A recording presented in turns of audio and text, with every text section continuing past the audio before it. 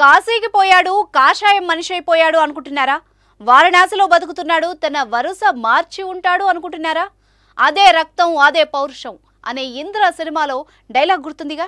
సరిగ్గా అదే రేంజ్లో కేసీఆర్ కూడా డైలాగులు పేల్చారా అనిపించింది.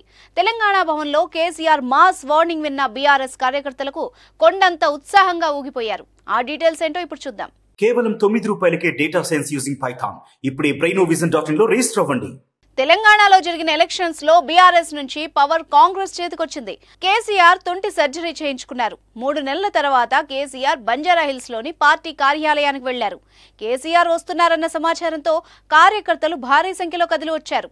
లీడర్ను చూసి వాళ్లంతా ఆనందంతో కేరింతలు కొట్టారు. తెలంగాణ ప్రాజెక్టులను కేఆర్ఎంబీకి అప్పగించడాన్ని బీఆర్ఎస్ తీవ్రంగా వ్యతిరేకిస్తోంది. ప్రాజెక్టులను కేంద్రం ఆధీనంలోకి వెళ్లేలా చేస్తున్నారంటూ గులాబీ నేతలు మండిపడుతున్నారు. కేసీఆర్ ఈ ఇష్యూపై సీరియస్ అయ్యారు. కాంగ్రెస్ సర్కార్పై విరుచుకుపడ్డారు. కృష్ణా పరివాహక ప్రాంత నేతలతో సమావేశమైన కేసీఆర్ ముఖ్యమంత్రి రేవంత్ రెడ్డిపై విమర్శలు గుప్పించారు. కేంద్రం ఎంత ఒత్తిడి తెచ్చినా 10 ఏళ్లలో ఏనాడూ తెలంగాణ ప్రాజెక్టులు అప్పగించలేదని గుర్తు చేశారు. ప్రాజెక్టులు మాకు అప్పగించాలని లేదంటే మేమే నోటిఫై చేస్తామని కేంద్ర జలశక్తి మంత్రి గజేంద్ర సింగ్ షెకావత్ బెదిరించినా తలొగ్గలేదని చెప్పారు. కావాలంటే తెలంగాణలో రాష్ట్రపతి పాలన పెట్టుకో, నా ప్రభుత్వాన్ని రద్దు చేస్తా, తెలంగాణకు అన్యాయం చేస్తా అంటే అసలే ఊరుకోను, ప్రాజెక్టులు అప్పగించే ప్రసక్తే లేదని ఆనాడే చెప్పానంటూ కేసీఆర్ తెలిపారు. నన్ను వ్యక్తిగతంగా బీఆర్ఎస్ పార్టీని కొత్త సీఎం ఇష్టం వచ్చినట్టు తిడుతున్నారు. నన్ను, నా పార్టీని టచ్ చేయడం నీతో కాదు. నీకంటే హేమాహేమీలను ఎదుర్కొన్న చరిత్ర మాకుంది. రాష్ట్రాన్ని 10 ఏళ్లు పదిలంగా కాపాడుకున్నాం.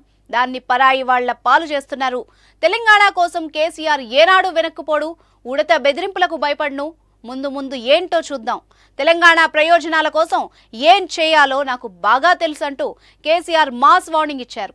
దీంతో ఉద్యమ నాటి కేసీఆర్ను చూశామని నేతలు అంటున్నారు. ఇక నుంచి కేసీఆర్ సారథ్యంలో ప్రజల పక్షాన పోరాడతామని గులాబీ లీడర్లు చెప్తున్నారు. చూద్దాం కాంగ్రెస్ వర్సెస్ బీఆర్ఎస్ ఫైట్ ఎలా ఉంటుందో.